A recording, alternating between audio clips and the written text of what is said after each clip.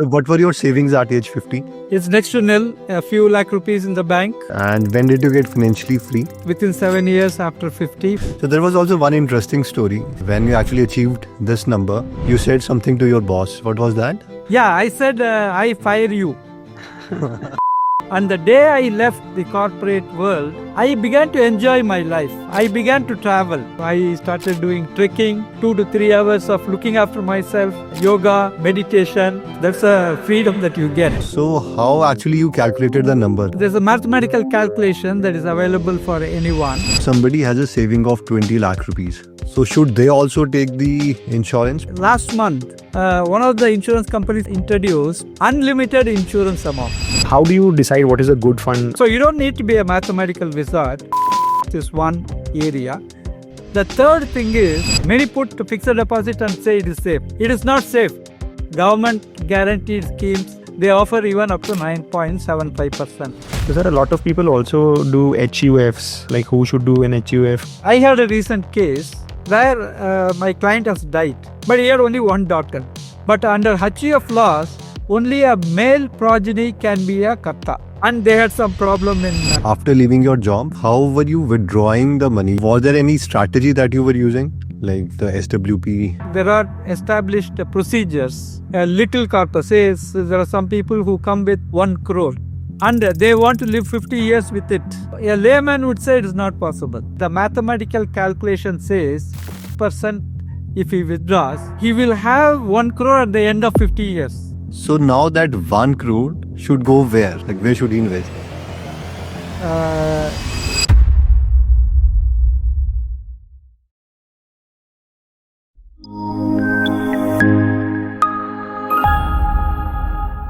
Okay तो just before starting the podcast आप में से जितने भी लोग हैं जिन्हें स्टॉक मार्केट इन्वेस्टिंग में इंटरेस्ट है उनके लिए एक छोटा सा अपडेट है कि जो शुभम है वो संडे को एक वेबिनार कर रहे हैं।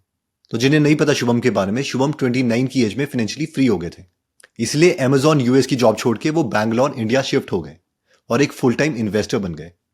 तो अगर आप इस वेबिनार में इंटरेस्टेड हैं और शुभम के एक्सपीरियंस से सीखना चाहते हैं तो इसके लिए आप डिस्क्रिप्शन में दिए गए लिंक से वेबिनार के लिए रजिस्टर कर सकते हैं। और जैसे ही आप वेबिनार के लिए रजिस्टर करते हो you will get a free short course on your WhatsApp कि जो स्टॉक प्राइस है किसी भी कंपनी का वो इंक्रीज या डिक्रीज कैसे होता है, प्लस अ कैलकुलेटर जो शुभम यूज करते थे जब वो अपनी फाइनेंशियली फ्री की जर्नी में थे। इसके साथ साथ जब आप संडे को वेबिनार ज्वाइन करोगे तो you will also get a free gift there. हम एक वेबिनार में मैक्सिमम 400 लोगों को एक्सेप्ट करते हैं। अगर इस वीक का वेबिनार आप मिस करते हैं तो आपको अगले हफ्ते तक वेट करना पड़ेगा। Anyway, स्टार्ट करते हैं इस अमेजिंग पॉडकास्ट से। So what were your savings at age 50? It's next to nil, a few lakh rupees in the bank. Okay, and when did you get financially free? After 7 years, within 7 years after 50, when I realized that I have to retire early. And actually the high salary or earning at that time helped me to invest and get greater returns. And I did not miss a single installment in the 7 years. So 84 installments went. In fact, I set up my SIP, automated SIPs in such a way that when my salary hits, all the SIPs take away the amount, leaving me what I want for the month. So I had no choice. There is automatic debit and investment in high risk securities like equity mutual funds and equities. I did not have a single rupee in debt mutual funds, in fixed deposits or in debt instruments because my timeline was very short. I had 25% of my investment in direct equities, which had given me a slightly higher returns than the mutual funds. Let's say at age 50, it is very scary that if you don't have the savings. So let's start with a number. So how actually you calculated the number? Okay, this is the number that I want to get retired. There's a mathematical calculation that is available for anyone who would like to calculate what is his retirement number. His retirement number is not only retirement corpus, but also all the goals that is left to be fulfilled. For example, at the time 50, I had a higher education of my children. I had some capital requirement for their entrepreneurial venture, plus my own retirement corpus. So there were 3 goals I had. So the sum of all the 3 goals, inflation index, because I was retiring 7 years later, which means that the first amount that I require is greater than what my expenditure today is. Because every year the inflation increases your expenditure level and monthly income requirement. Can you just take any example that, let's say, if a person is at your position and they want to retire within 7 years, what would the calculations be? Actually, there is a simple calculation of Okay. retirement corpus. You first, I will take you through the steps. It's not a rocket science or a secret. It is basically what is your first monthly requirement from your corpus. That means you are relying entirely on your corpus. What is the first withdrawal requirement? Let us say 24 lakhs is the requirement of a person. But that In 1 year. 24 lakhs is post-tax. After paying the tax, you need the 24 lakhs per annum. So you have to first calculate the pre-tax amount. So pre-tax is 33.33 lakhs for him. So if he is going to live for the next 50 years, say he is willing to retire at 50, so there is a calculation that 6.06% of the corpus you can withdraw without the corpus getting decreased, right? So 33.33 lakhs divided by 6.02% is the actual corpus that he would require. That is equal to 5.34 crores.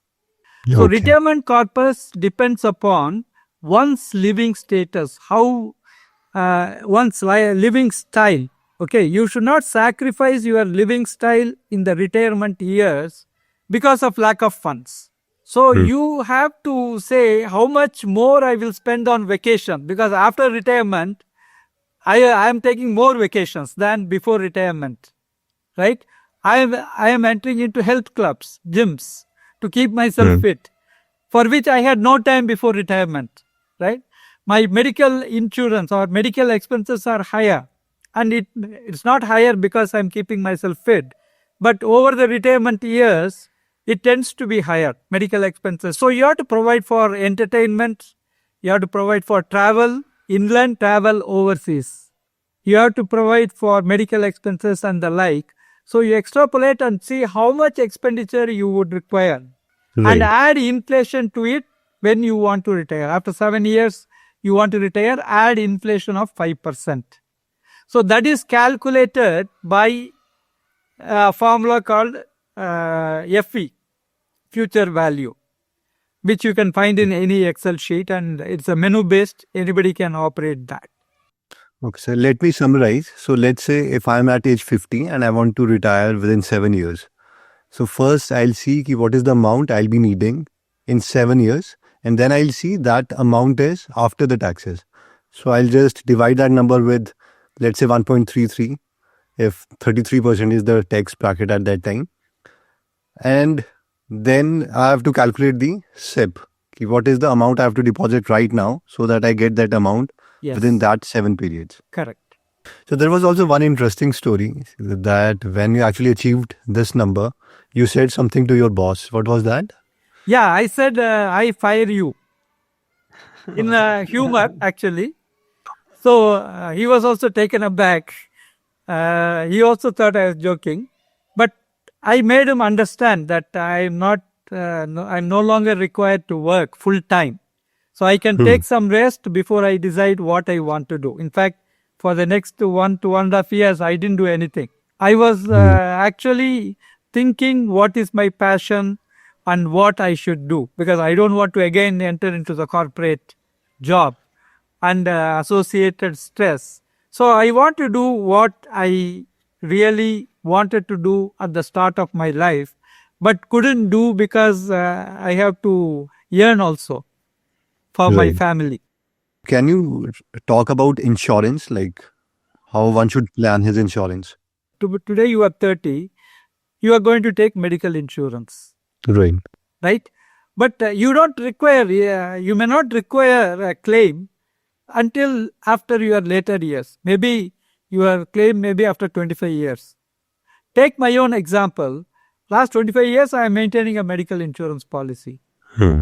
I have not claimed anything, but I may require claims in the after 67 is when the actual risk starts. Right. So I should provide from 67 to 100. What would be my medical expenditure escalation? Right. Similarly, a 30-year-old has to also think about it. There are many people who think they have 20-30 lakh rupees and they don't need insurance, which is not correct. The truth is, insurance isn't about building wealth. It's about protecting the wealth that we have created. And this is exactly where most people make mistake. Either they buy the wrong policy or they end up purchasing something just because an agent pushed it on them. That's why I quickly want to mention Ditto.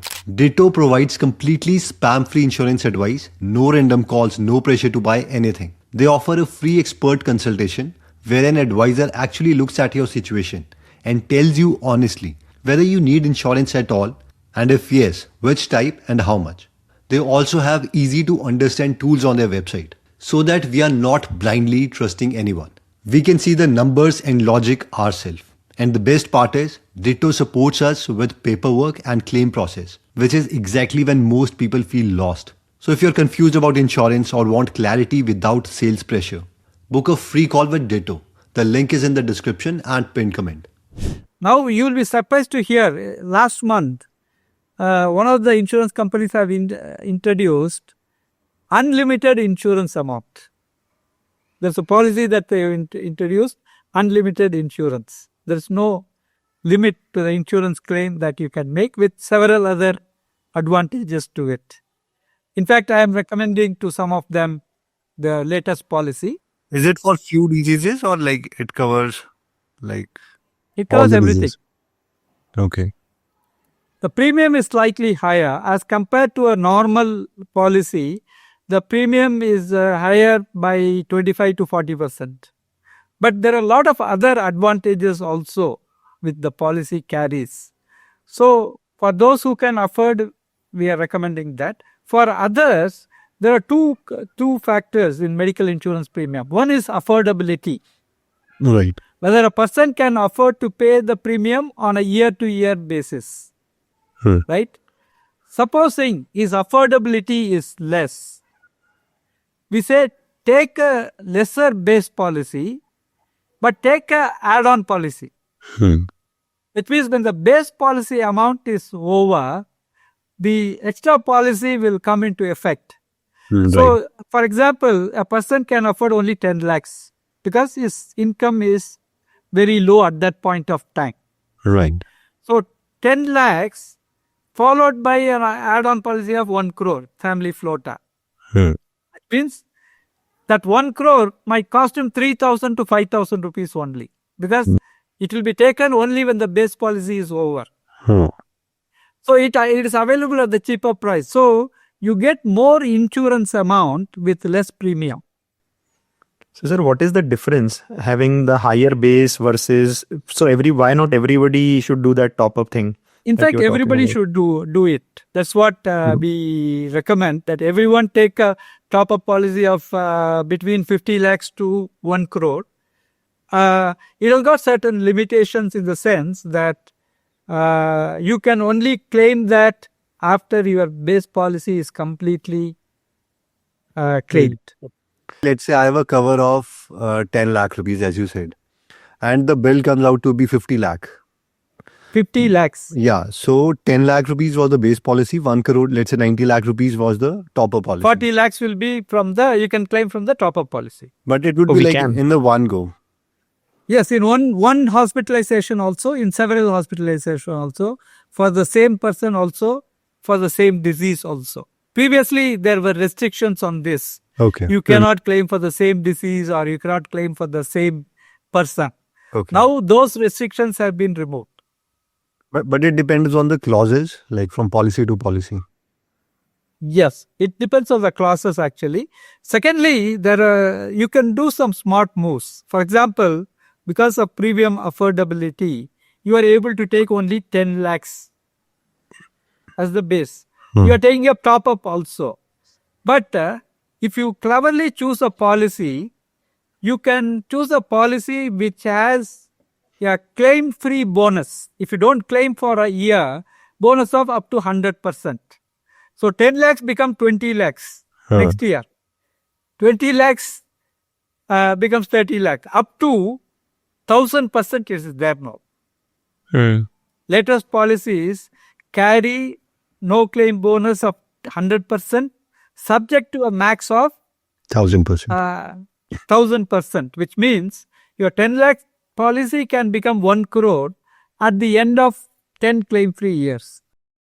So, sir, how were you withdrawing the money? You said ki after leaving your job for 1.5 years, you were not working. So, was there any strategy that you were using, like the SWP? There's no strategy actually. See, I had always enough amount as emergency fund in the bank, in small finance bank, offering about 6.25% interest. Okay. So I used that for my monthly expenditure for 10 to 12 months. So I didn't dip anything from my corpus. There's no withdrawal from my corpus as such. After 12 months, income came trickling in, and again I replenished my emergency funds, and then life went on as usual, as if I'm not earning as much as I was earning in a corporate job, but I am earning enough so I can live very comfortably on a monthly basis. So there is no need to dip myself, to dip into my retirement corpus. So that is the thing. But how one can withdraw and all, there are established procedures, right? A person is having a little corpus. Say there are some people who come with 1 crore and they want to live 50 years with it. So a layman would say it is not possible. Right. A financial planner will say, okay, you withdraw 6%. Okay, 1 crore 6% is 6 lakhs, right? 50,000. So your budget for your monthly living is 50,000. Every year that can increase by 5 to 7% due to inflation. So with that also provided, the mathematical calculation says 6% if he withdraws, he will have 1 crore at the end of 50 years. Retirement is when you stop working and when your money starts working. Then withdrawal rate, calculation of withdrawal rate is very, very important. If you stay within that withdrawal rate with inflation built in, then your corpus will last for the next 50 years or even 60 years. Taking the same example of 1 crore rupees, let's say if someone has 1 crore and he says he want to retire. So now that 1 crore should go where? Like where should he invest that money? 1 crore, this is very important because he has got 1 crore. Principal protection is the main thing. Right. So principal protection means government guaranteed schemes, sovereign bonds, which gives him a higher interest rate than the fixed deposit. Many put fixed deposit and say it is safe. It is not safe because your wealth will erode and you won't, your 1 crore will not last. That is where the financial planning comes into play, right? You can very safe government guaranteed schemes even offer up to 8.5, 8.6, and one state government bonds offer up to 9.75%. Tamil Nadu Transport Corporation. It is a government guaranteed bond for 5 years, 60 months. They offer even up to 9.75%. To everyone? Well, anyone from India can. To everyone. For senior citizen, 0.5% is extra in all the schemes. Okay. RBI floating rate bond gives between 8.01 to 8.10. It is varying actually. It is for 84 months. It is 100% default free because it is guaranteed by RBI. And there are several state government bonds, state government guaranteed bonds, that's called sovereign bonds or gilt funds, that also offer 8.5, 8.2, 8.75% depending on the term. If you want to take a little bit of risk, there are instruments also. Be advised depending on the risk capacity of the person. Right. So if it's 1 crore, 75% will go into these risk-free instruments and 25% should go to equity mutual funds. Why? Because inflation is there. Because these are fixed instruments. This will not cater for your inflation, but you have to live with inflation. So to bridge the inflation, equity is the best. So 15-minute review every month of your portfolio in the retirement years can make you rich or can make you fall down. If you don't have this review, so what is my withdrawal for the month? What is my expenditure? Do I have the savings? Yes. Invest the savings, right? You don't know what savings will be. It will be 5,000. It can be as low as 1,000 or 2,000 also. Right. It can be as high as 15,000. So check that. Check whether your withdrawal is at least equal to your expenditure. If it exceeds a little bit, where does it exceed? Is it instinctive or is it necessary? Those things are the things which you have to do when you are having low corpus. Right. When you are having a pretty high corpus, these are not very small considerations. So, sir, I had a question. So after you retired, right? So, as you mentioned that before that you were majority in equity, right? And you took a break of 1.5, 2 years. So, did you change the asset allocation at that point of time because you were already at a certain level that you wanted? You already achieved a corpus, and the market can crash anytime. So, how did the allocation or your portfolio positioning change before and after? Yeah. After I resigned from my corporate job, I actually transferred a part of my portfolio to government securities, government guaranteed securities, which is a senior citizen savings scheme from post office. So it gave me 8.2%. So one can invest up to 30 lakhs. With my wife, I invested up to 60 lakhs. Then there is a post office MIS scheme, which gives at that point of time, it gave about 7.4% with the monthly interest. On the monthly interest also, we invested as a SIP in equity mutual funds because we did not need that. So that jointly we could invest somewhere around 9 lakhs. Secondly, there is a Prime Minister Vaya Vandana scheme only for senior citizens, which also gives assured interest. And the maximum investment is 25 lakhs, right? And then I transferred some of the things to debt mutual funds as well. So I made 25-75. So still 75% of the equity is in equity because I can take high risk even today. And 25% in government guaranteed schemes and debt mutual funds.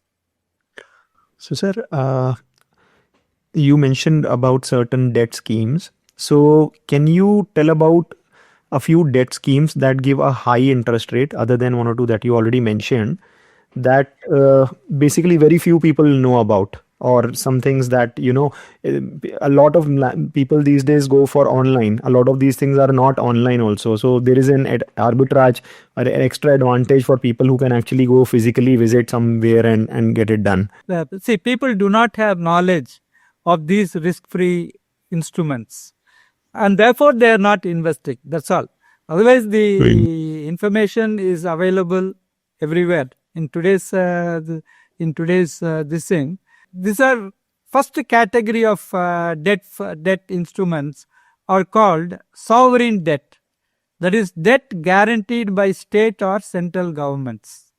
Okay. Right. So I will give you a few names. Andhra Pradesh Mineral Development Corporation, 8.4% they are giving. It's a state government guaranteed fund. And it is for 30 months, 2.5 years. And interest payment is quarterly. Tamil Nadu Power Corporation, 8.25%, 60 months, monthly payment. Tamil Nadu Transport Development Finance Corporation, guaranteed by Tamil Nadu government, 9.75%, 60 months is the maturity period, monthly payment. RBI floating rate bond, 8.05%, 84 months, that is 7 years lock-in. This is the first set of funds which is absolutely risk-free.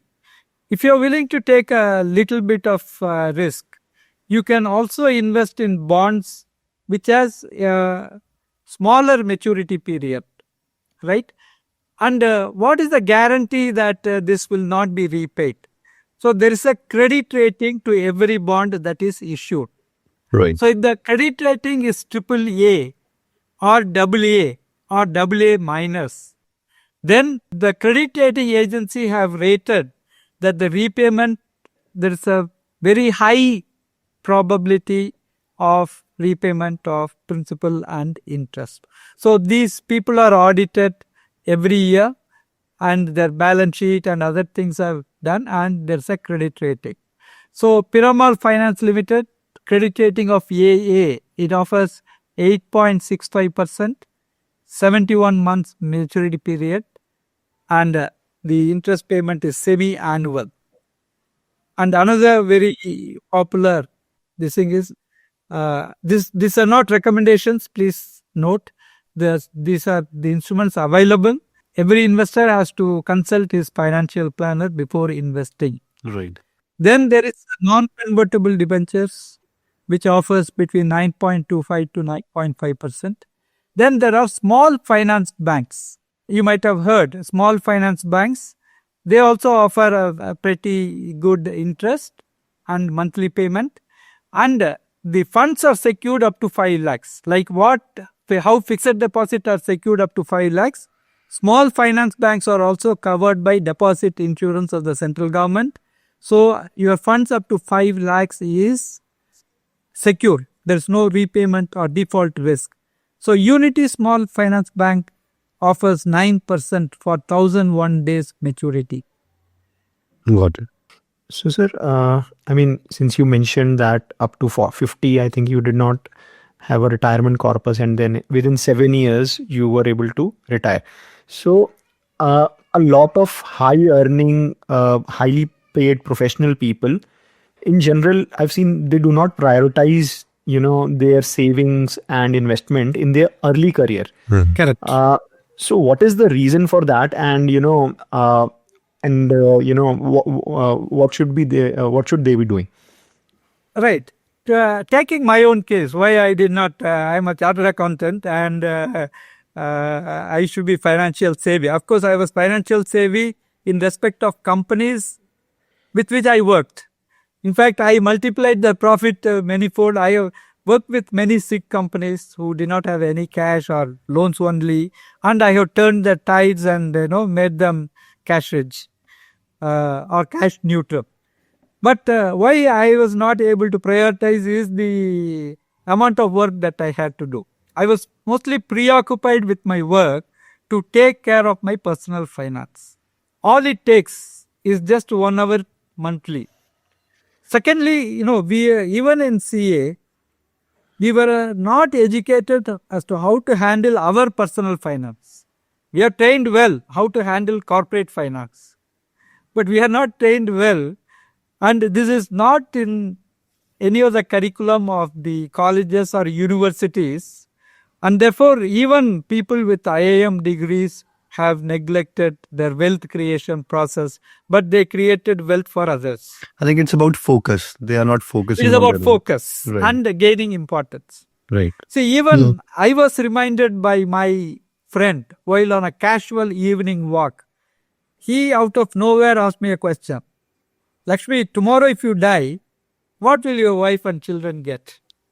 The next day, I went and insured myself for 1 crore. So it is 17 years ago. 17 years ago, 1 crore is a good amount for a family to live on.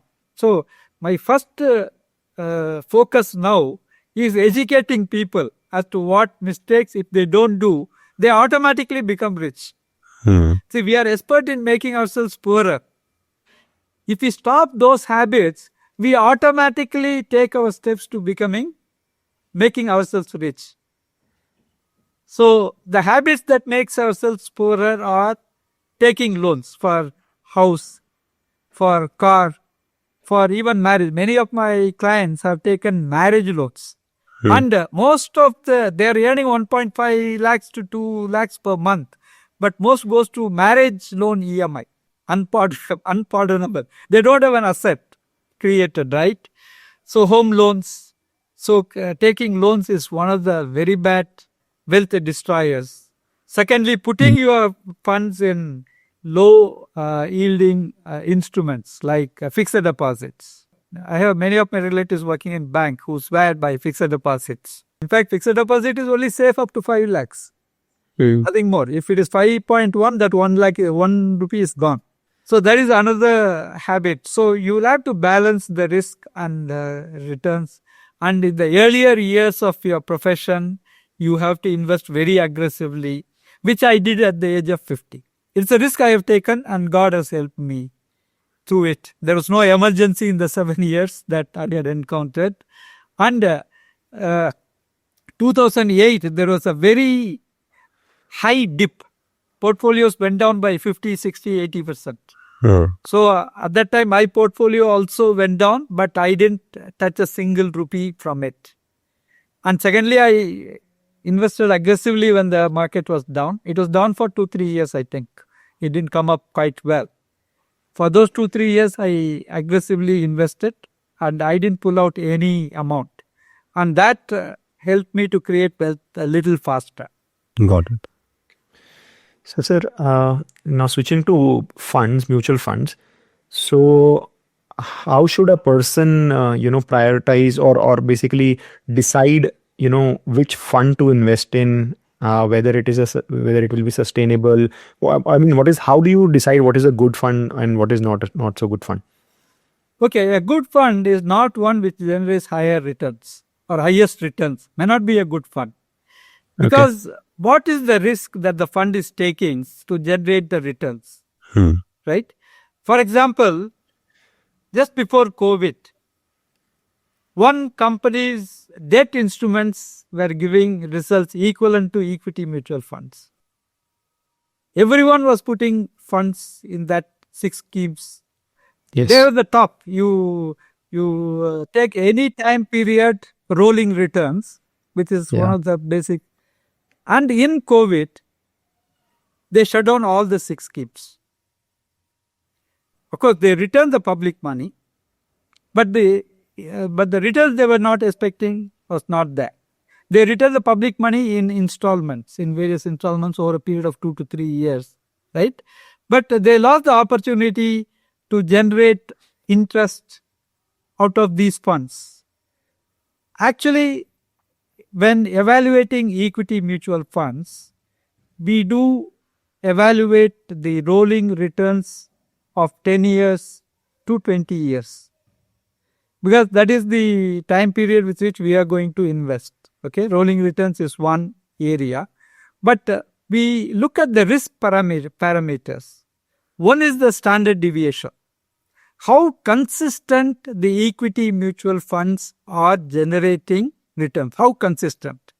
So a lower standard deviation will tell me, okay, this fund is more consistent. Actually, standard deviation is already there calculated in free websites like Value Research Online, in Morningstar India, So basically, Yahoo Finance India. The change in the returns, like the maximum change. So, like yeah. it's a- How consistent? So are they delivering 20% over the years? So what we do is we put the average returns and minus the standard deviation and take the returns to see how consistent they have done. More standard deviation means the fund is inconsistent in its performance. 1 year it can perform very well, another year it can go down. This is only one area. So you don't need to be a mathematical wizard. Standard deviation for all the funds are available in free websites. The third thing is, when the market is at its lowest, how much your portfolio went down. That's called maximum drawdown. How much you lost when the market is at its lowest point. That's also calculated and given available in free websites. So there are many individuals who have accumulated wealth and now they want to transfer their wealth to their children. So what is the most efficient way with which they can transfer? Okay. Many people think nomination means whoever is nominated will get the funds. It is not true. Actually, nomination does not serve the purpose of transferring or leaving your inheritance to whomever you want. The next best thing is will. Will, if it is registered, offers a bit of protection. Whatever is specified in the will, the trustee has to execute. And if it is contested in the court also, the court will go by the registered will. But if you have a large amount of wealth, for example, I'll tell you, when Dhirubhai Ambani died, he neither left a will nor even a nomination. And his assets, both business and personal, were subject matter of high decibel litigation, where a lot of famous personalities have to come together to mediate and adjudicate at the request of the brother's mother, right? When you have a large amount, even if you are in 30s, you have a large amount, you have minor children. Supposing both parents die in an accident, God forbid, then what will happen to the minor children? Okay, you have got a specially abled child, right? Who will look after your death is another concern. In those cases, we recommend private family trust. So, the assets, all the assets are transferred to the family trust. The trustees can be the family members themselves. Beneficiaries also can be defined, which beneficiary will get what percentage of what asset. Everything is clearly defined. So it offers more protection than a will. So, sir, a lot of people also do HUFs. So, what is the difference? Like, who should do an HUF versus a trust? Okay, HUF is a thing of past. That is when we attained freedom. HUF was considered as a very sophisticated vehicle, which has lost its charm because of the various advanced instruments like they think they could save some tax by transferring properties to a HUF. It is the same like transferring to a private family trust, because private family trust, the rental income, for example, is created for real estate. The rental income only will be its income. Only that will be taxed. The private, it is dissected from the individual taxation where he has got active income. Similarly, HUF also, when you transfer, so whatever is the assets earning, only is taxed in HUF. But I had a recent case where my client has died and he had a wife and daughter. But under HUF laws, only a male progeny can be a Karta, can inherit the Karta is the person who operates HUF. He is everything to HUF. Correct. Yes. Right? So the name has to be transferred, but only a son can become the Karta. But he had only one daughter. And they had some problem in transfer of mutual. They had mutual funds invested in HUF.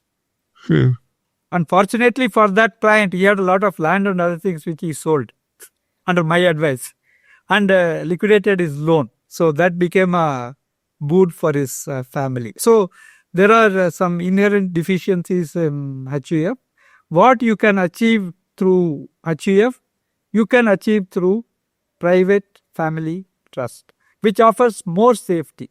And where the title issue will not be there. Got it.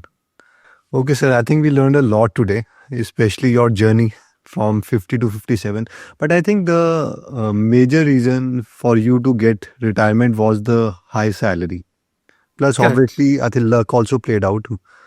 I think you invested more amount when the market was down and the return was very good. Correct. But still, I think we also talked about how a person with the 1 crore can actually, manage his money Correct. how he should think about insurance. And whenever they are selecting mutual funds, they should see the return. I think first the mutual fund should be able to beat index fund returns, right? I think that is the minimum mandatory. You are right. Exactly. That we call as alpha. Right. The ability of the funds to generate more than the index is called alpha. Right. This alpha measure is also there in the free websites I have told you. And then we have to see how consistent they are. Correct. And eventually the maximum drawdown that we talked about. Correct. And finally, I think we learned about their trust.